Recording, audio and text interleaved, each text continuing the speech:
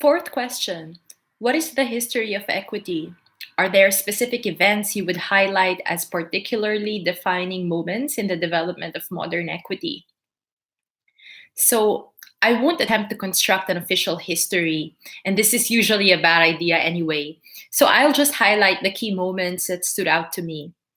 So in 2009 onward, there were more intense conversations in the Asian debating circuit where I was based about the disadvantages faced by speakers from less established debating circuits, not just in terms of logistics, but also in terms of access to power, representation, fair judging, and even topic selections. I think similar conversations were occurring in various circuits that problematized the lack of diversity in the breaks and late out rounds of major tournaments, especially in relation to women and people of color. So in 2013, a debater from Cambridge, Rebecca Meredith, and her partner were heckled by a few men at the Glasgow Union Ancients final. This behavior was described as sexist and intimidating. And this received some coverage and created some traction for a discussion of sexism in debating. Rebecca and a few others launched a survey that year on experiences of misogyny and sexism within debating.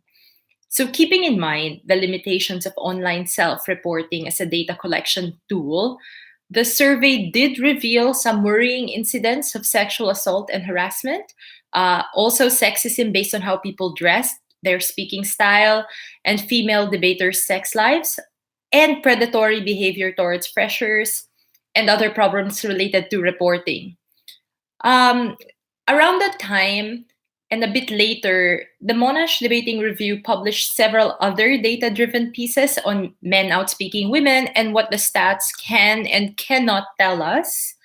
Also, on adjudication bias for the home team, and the results of a study on language, cultural, and religious discrimination in debating by Gemma Buckley and Mel Teja, and other similar topics. In 2014, Crash Wigley proposed pronoun introductions to make debating more inclusive for trans people. Crash's proposal was also published by the MDR and has been adopted by many tournaments in various countries. Across the years, there have also been regular and sometimes quite heated discussions about debates on sensitive topics such as colonization, immigration policy, self harm, sexual assault, and similarly sensitive issues. So I think some of the topics involved, some of the motions involved were on face, just bad and imbalanced anyway and should not have been said.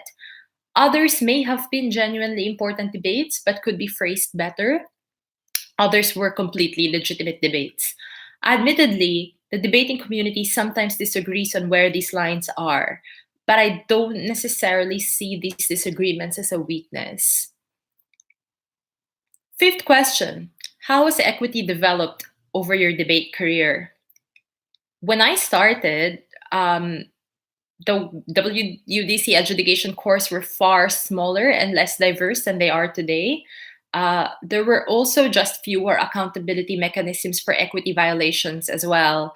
And not just in Worlds, but like in many tournaments.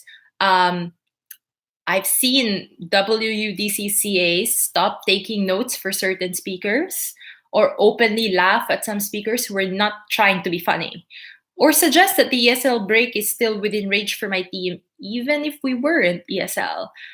Um, I've had a judge suggest that I should wear a shorter skirt to be more persuasive. In socials, I've seen people out individuals who were not open about their homosexuality at that point.